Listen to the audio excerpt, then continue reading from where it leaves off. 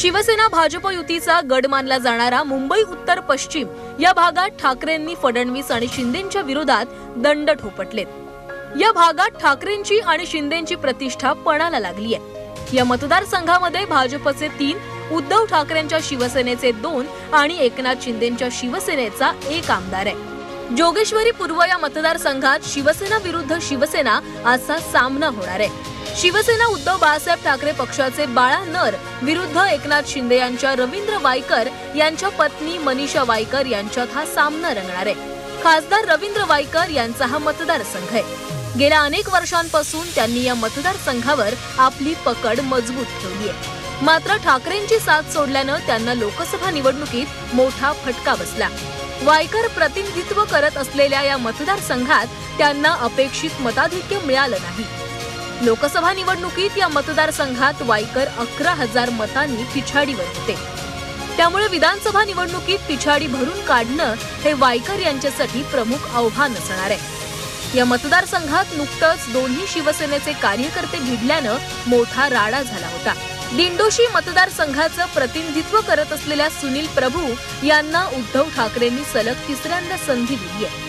पक्षफुटीवेळी त्यांनी ठाकरेंची साथ दिल्यानं एक निष्ठावान नेता म्हणून त्यांच्याकडे बघितलं जातं. प्रभू यांच्या विरोधात एकनाथ शिंदेंनी संजय निरुपम यांना उमेदवारी जाहीर केली आहे. या मतदारसंघात मराठी उमेदवार द्यावा अशी मागणी स्थानिक पदाधिकाऱ्यांची होती.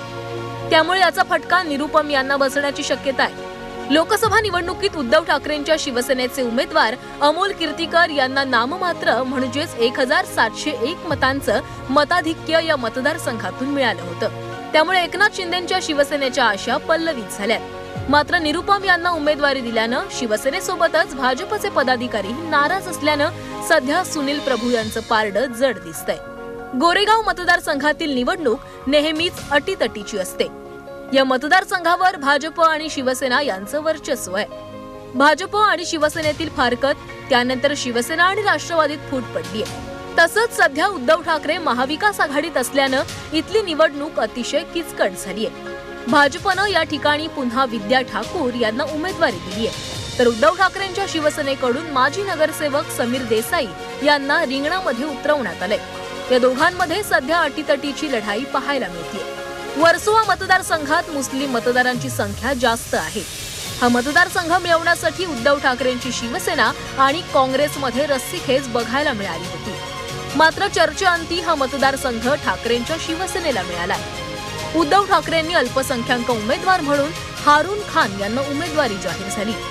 हारून खान विरुद्ध भाजपच्या भारती लवेकर असा सामना या ठिकाणी होणार आहे.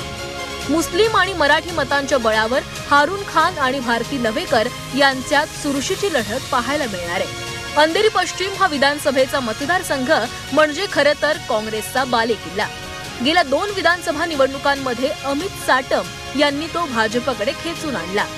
2019च्या निवडणुकीत मोदी लाटेत अमित साटम यांनी काँग्रेसच्या अशोक जाधव यांचा 18,000 मतांच्या फरकानं पराभव केला होता. आता पुन्हा भाजपचे अमित साटम आणि काँग्रेसचे अशोक जाधव यांच्यात लढत होतीये. निवडणुकीतून माघार घेतल्यानं पोटनिवडणुकीत हुकलेली लढत आता विधानसभेत होताना पाहायला मिळतेय. रमेश लटके यांच्या निधनानंतर ऋतुजा लटके पोटनिवडणुकीत भरघोस मतांनी विजयी झाल्या होत्या. मशाल या चिन्हावर निवडून येणाऱ्या त्या पहिल्या आमदार ठरल्या. पोटनिवडणुकीत भाजपचे उमेदवार मुर्जी पटेल यांना माघार घ्यावी लागली होती. मात्र आता एकनाथ शिंदेंच्या शिवसेनेत प्रवेश करत मुर्जी पटेल यांनी पुन्हा ऋतुजा लटके यांच्या समोर आव्हान उभं केलंय. रमेश लटके यांच्या निधनानंतर ऋतुजा लटके यांना पोटनिवडणुकीत सहानुभूती मिळाली होती. मात्र आता ही सहानुभूती विधानसभेत मिळणार का हे पाहणं महत्त्वाचं असणार आहे. फक्त 48 मतांसाठी उत्तर पश्चिम हा लोकसभा मतदारसंघ ठाकरेंना गमवावा लागला होता. गेल्या निवडणुकीत एकत्र लढलेल्या मात्र पक्षफुटीनंतर वेगळे झालेल्या आपल्या जुन्या साथीदारांच्या विरोधात यावेळी ठाकरेंना लढावं लागणार आहे. त्यामुळे ठाकरे आपला गड पुन्हा मिळवणार की भाजप सेना महायुती आपला बालेकिल्ला कायम ठेवणार हे पाहणं महत्त्वाचं असणार आहे.